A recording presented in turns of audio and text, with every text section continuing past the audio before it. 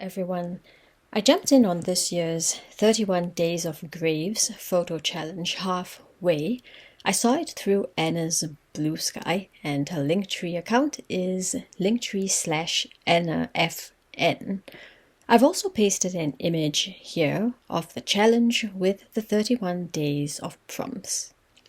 It highlighted unique gravestones and cemetery motifs each day during the month of October, where people would share their photos according to each daily prompt. A quick mention before I continue. I made a shorter vertical video from the top of Round Pond Cemetery, here in Northeast Maine, which I've linked to in the description. It was a quick panoramic view that I recorded before I knew anything about the tombstones.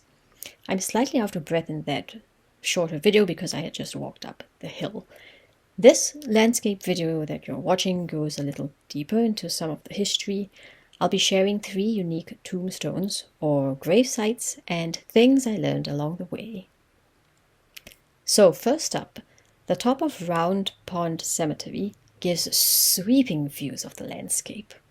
And here's a photo of the actual serene round pond outside of the cemetery on a cloudy autumn day.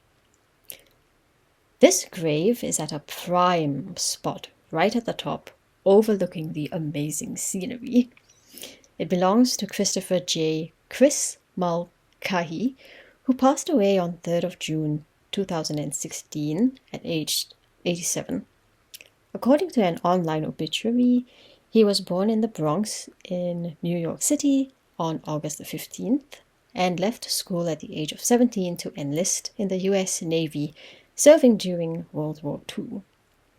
He served as the president of Long Island National Cemetery Committee in Pine Lawn, and Chris and his wife had a winter home in Port Charlotte, Florida, where I lived for several years, so maybe we crossed paths without even knowing it. As for this next memorial that I came across, this was hidden at the back of Bering Cemetery.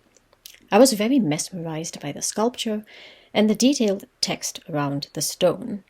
It says, Elijah J. Rand died 1863, age 44 years, and listed in Company F, Maine 22nd Infantry Regiment on 10th October 1862.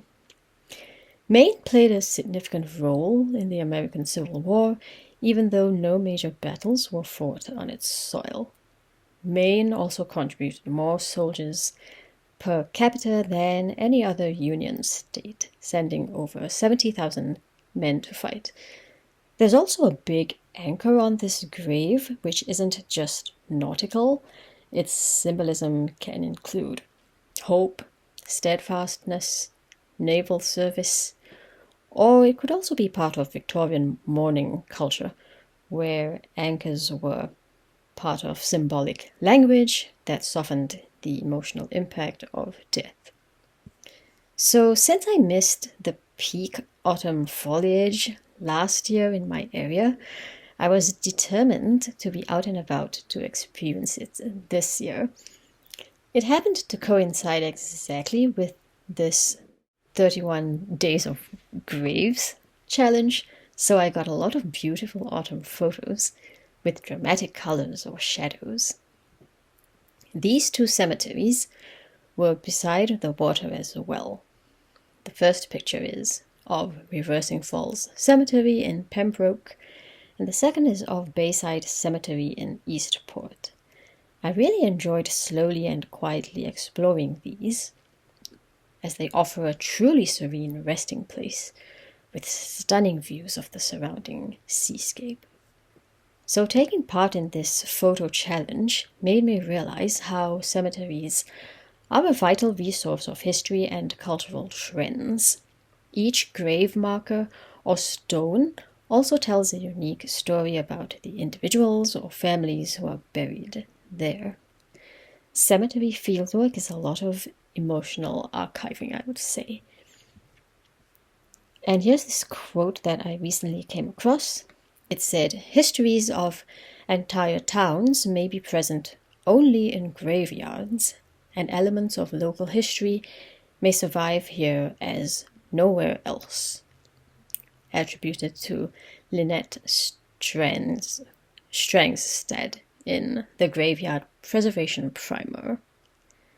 Thanks for watching this video, and if this is something you're interested in, I encourage you to check out local resources that are related to cemeteries. It's a fascinating combination of genealogy, history, photography, and research.